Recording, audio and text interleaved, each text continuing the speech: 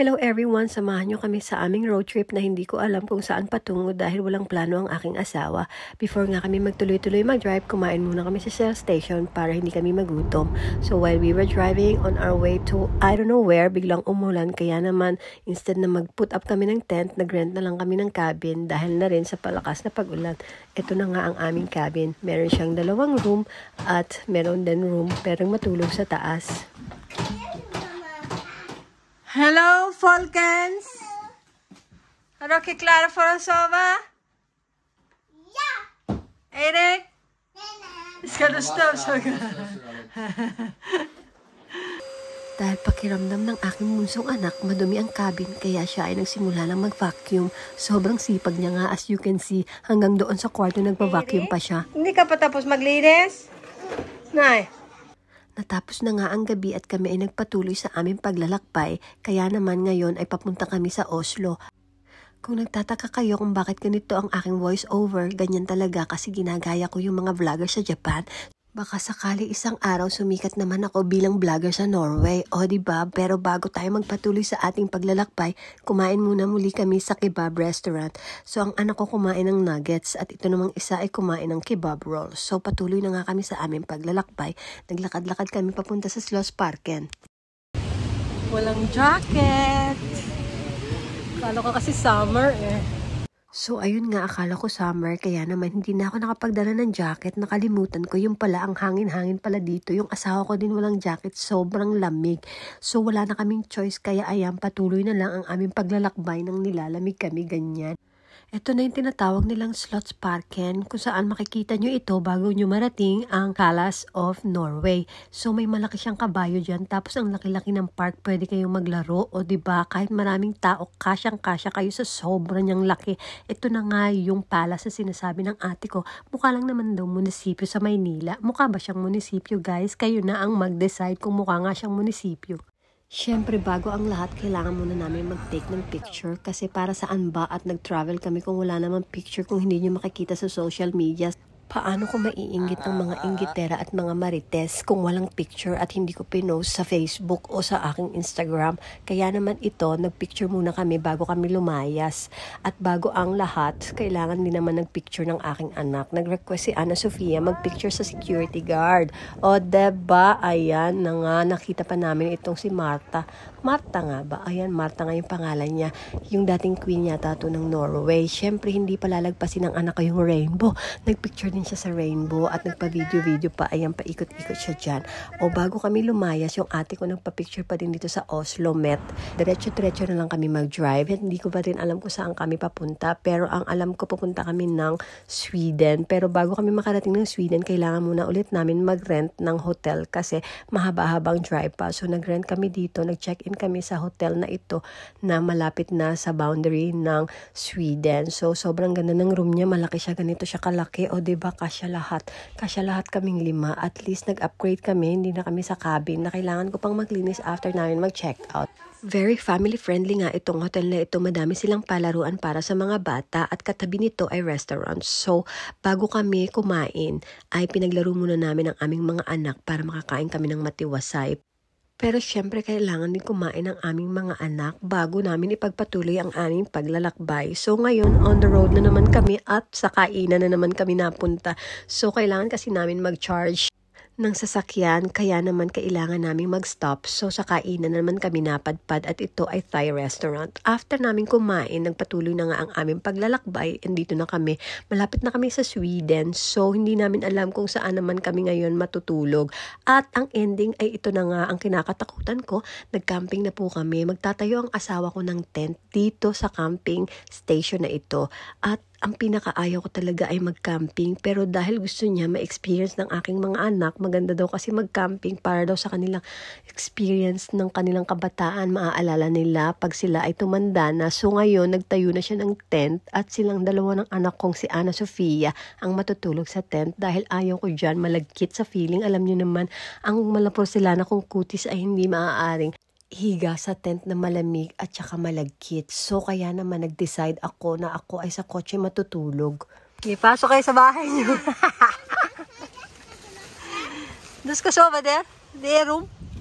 So ito nga, dito kami sa kotse natulog kasama ang aking anak na lalaki at ang aking kapatid. At habang ang asawa ko naman ay pinapack up na ang mga tent at nililipit ang mga kinalat niya, ay sinama ko muna ang aking mga anak sa palaruan para hindi manggulo, para mabilis kaming makapag-drive. So back on the road na naman tayo kasi nga itong asawa ko talaga ay hilig pala talaga ay road trip, which is ayaw na ayaw ko kasi napakasakit sa likod at sa binti maupo ng napakahabang oras sa sasakyan. Ito na nga ang Gothenburg. Hindi po kami tumigil dito kasi sarado naman lahat ang mga tindahan dahil sobrang aga namin nang dumating kami dito.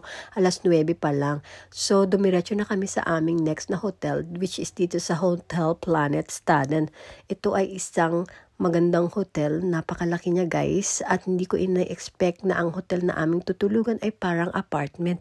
Meron siyang 2 room, kompleto siya, meron din siyang washing machine, merong kitchen, pwedeng maglaba, pwedeng magluto, pero syempre hindi tayo magluluto kasi ayaw ko nga, bakasyon, diba? Dapat wala akong ginagawa, dapat nakahilata lang ako.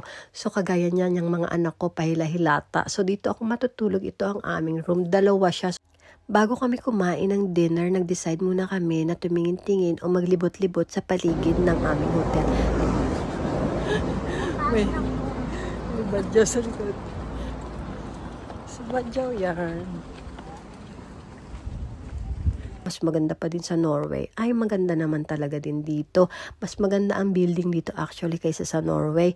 Kasi sa Norway parang okay, ito minimalist. Ayan na siya. Pero maganda naman ang nature sa Norway. Hindi natin maikukumpara. Ayan na, naglakad-lakad kami. Nakaabot na kami sa Botaniska Garden. Ayan siya. Ang ganda niya. Madami siyang bulaklak. Siyempre, kailangan din na naman natin mag-video-video.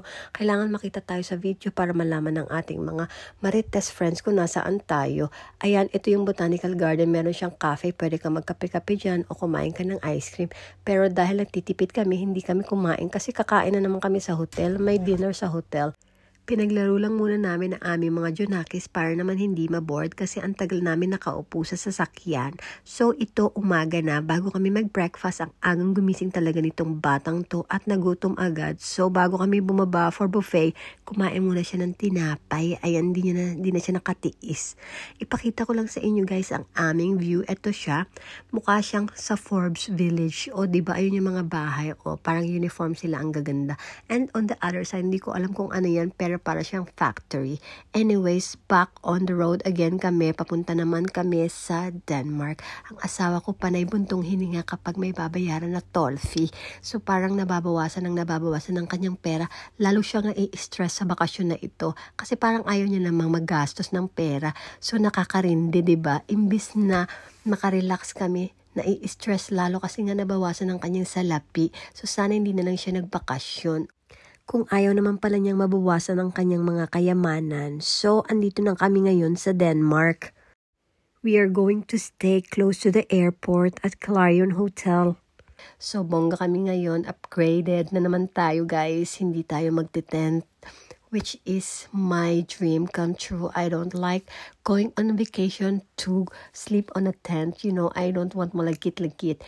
But bago kami mag-check-in, since maaga kaming dumating, so we decided to go to Tivoli Garden so our kids can enjoy. Ayan, kumain muna kami sa Italian restaurant before sila maglaro. And nagkape-kape din kami para naman ma-relax. Diba? Andito nga tayo sa bakasyon para kumain at humilata. Yan ang bakasyon na gusto ko. So, bago kami magpatuloy sa aming paglalakbay, magpapatuloy sa paglalakbay. No, we decided to go roam around the city of Denmark. Hindi ko alam kung paano ko pa ipagpapatuloy ang voice-over na ito dahil nakakapagod pala ito.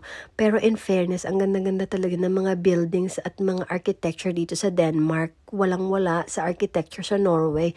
O walang magagalit, pero talagang totoo po. Hindi po talaga architecture friendly. Architecture friendly ang Norway. Baba, lililam, hadunula, uri, charabang. Jeg kroppen full i blinkticket.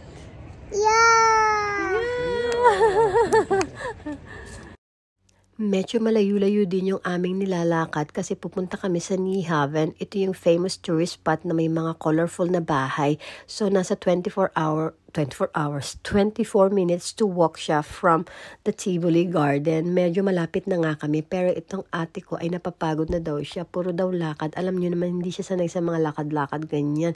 Ano kasi siya, matanda na kasi siya, charot. Enjoy naman kami while walking kasi ang gaganda na nakikita naming architecture. So natapos na nga kami sa aming paglalakbay sa city. So nandito na kami sa hotel para mag-check-in. Medyo late na nga, alas 5 na po ng gabi. Or actually, yes, alas 5 na ng gabi or ng hapon.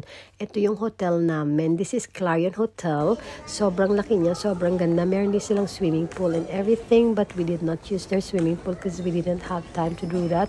And they have the bathtub naman in the toilet. So I just shower the kids. So eto na ang aming room. O diba ang ganda niya. Very clean and sobrang ganda ng view. And 2 rooms din siya. 2 rooms kami dito kasi hindi naman kami kasya. Yung asawa ko, isang bed pa lang, sa kanya na yun lahat. Ayan, kumain muna kami ng dinner. Pagod na ako mag-voice over kaya sa susunod na kabanata na lang ulit.